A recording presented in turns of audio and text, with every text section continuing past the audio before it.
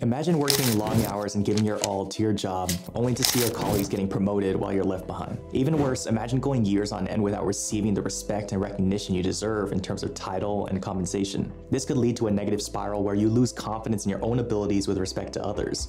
It's frustrating and scary, isn't it? But what if I told you there's ways to get noticed and promoted that don't involve burning yourself out?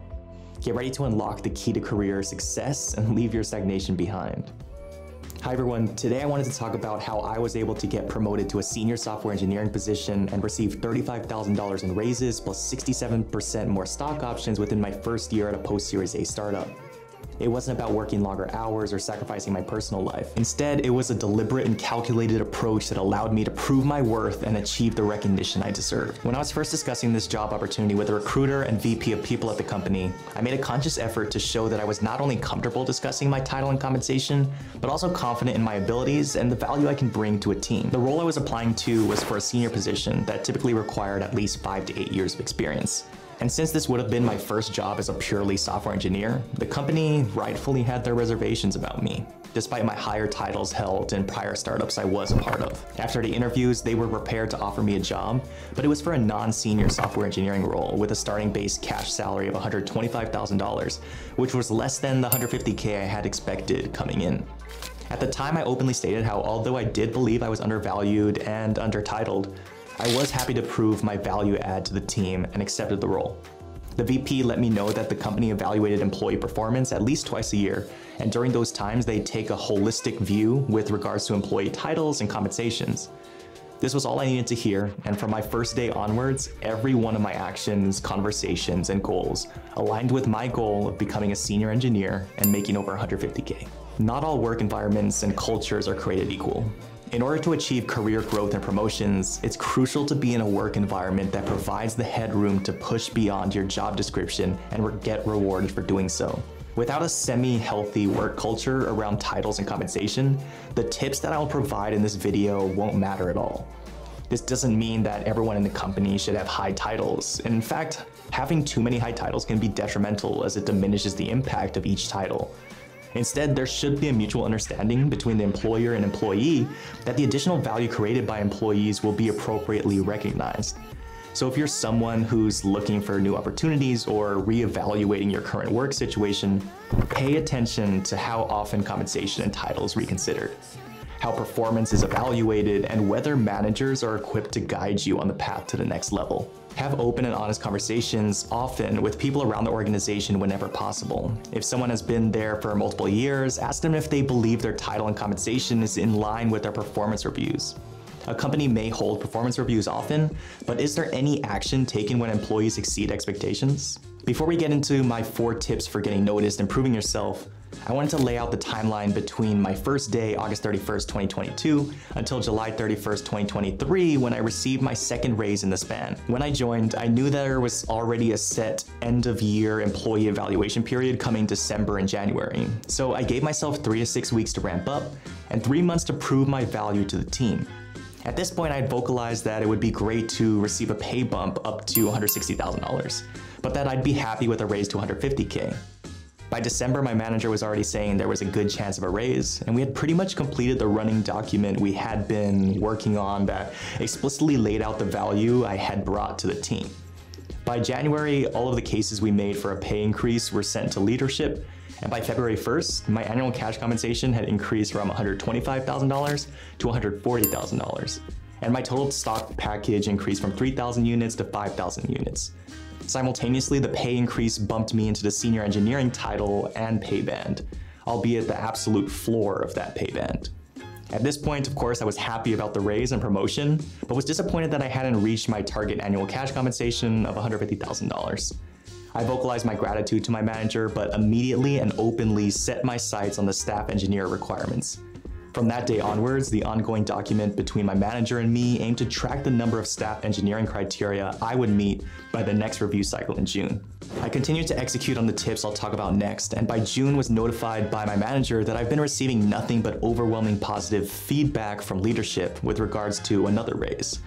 Then on July 31st, although I didn't receive a second promotion to staff engineer, I received a $25,000 raise that placed me in the upper half of the senior engineering pay band. effective immediately. Now that we understand the importance of a healthy work culture and how I got to where I am today, let's dive into the 5 key strategies I use to get noticed and prove myself. During our on-site and off-site company events, I made sure to pick the brains of the likes of our company's CEO, CTO, and VPs, as well as learn more about the nuanced pain points of the managers and coworkers directly involved with my day-to-day. To get noticed, it's important to engage with the leaders of the company. This tip is very important because you want your value felt. And known throughout your circle within the organization and hopefully even beyond. When your name is brought up in conversations, you want your coworkers and the leaders of your team to light up and give positive responses. You don't want your organizational leaders hearing your name brought up in conversation and then replying, "Who?" Additionally, building connections with organizational leaders opens up the avenue for discussions in general, making it even easier to bring up things like your views around work recognition and compensation in the future. Although my manager and I didn't expect to go straight from being a junior engineer to a staff engineer within a year, we knew that targeting the staff engineer position would give me the best chance to prove my value to the team and the broader organization. Meeting the expected work experience criteria of over 10 years in the industry was not feasible for me. But I was confident that if I met the majority of the other criteria for staff engineer, it would be clear that my current compensation as a senior engineer did not reflect the value I was bringing to my team and the organization as a whole. It quickly became clear to me that simply excelling in my current role or working longer hours than anyone on my team wouldn't be enough to get me promoted. I realized that I needed to go beyond the norm and contribute ideas that would have a wider impact on the organization and improve its efficiency. To achieve this, I started taking on cross-team projects. By collaborating with colleagues from different departments, I not only demonstrated my skills, but also provided value beyond my immediate responsibilities. In fact, many senior engineering positions require experience working outside of one's own team. It's important to be a person in the room that participates in making important architectural decisions or implementing solutions for other teams altogether. The more involved you are with these projects beyond your immediate team, the more trust you'll also gain from the other leaders throughout the organization. The more projects they see you involved in, the more likely they'll come to you with more projects in the future. In general, this is a positive feedback loop that'll contribute to my first point, where you want your name to invoke a positive emotion from as many people within your organization as possible. One of the key challenges I faced in my journey was dealing with imposter syndrome. Despite my achievements, there were moments where I doubted my abilities and felt undervalued. However, I didn't let those feelings hold me back. I continued to vocalize my value and pushed my boundaries of my job description, making it clear that I was ready to prove myself and contribute even more to the team. For me, this involved asking coworkers on different teams what their pain points are and coming up with ways to help make their lives easier. I then went on to build systems on top of our current systems that automated their workflows. As a software engineer in the client solutions wing of our company, my day-to-day involves ensuring the client's experiences with our product are great. But if I can also make the lives easier of my non-engineer coworkers who are directly interfacing with clients, my value produced beyond my job title becomes abundantly clear. This is why another key strategy is making your coworkers' lives easier. By actively seeking opportunities to help and support your teammates, you're demonstrating your commitment to the success of the entire organization. Lastly, I made it a point to destigmatize conversations about compensation and title. By openly discussing these topics with my manager and team, we created a culture where everyone felt comfortable advocating for their value and discussing their career goals. After signing, my first conversation around compensation was with my immediate engineering team. We shared our experiences around compensation, what our current compensations were, and where we hoped to be given the value we knew we were providing to the team. This gave each of us the confidence to communicate with our manager and other leaders about our expectations and how they were not being fulfilled. In January, when I first received my promotion and raise, there were actually more than 20 people in the organization who also received promotions. I'll have you know that at this point, there were only around 80 to 90 people at our company. Our discussions about compensation actually played a role in initiating a comprehensive reform at my company regarding how titles and compensation are determined. This led to the explicit documentation of the criteria for each role and an explicit open policy around discussing compensation at any point in time.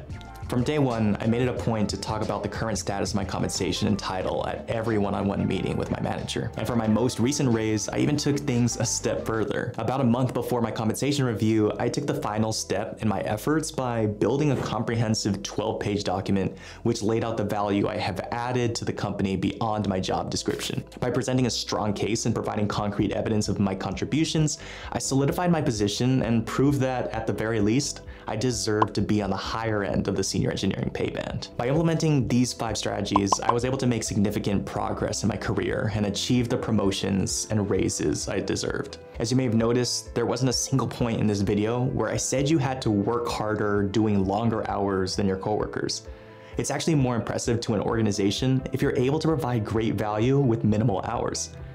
They will begin to trust you to come up and execute on more complicated projects. Organizational leaders won't be worried that they'll need to provide you with a lot of support or resources. The more efficient you're able to prove yourself to be, the more autonomy you'll be given. This will only result in higher titles and more compensation down the road. If the tips I gave today resonate with you, but you feel as if you may be stuck in an unhealthy work environment, you should watch this video to see if now is the right time to quit for you.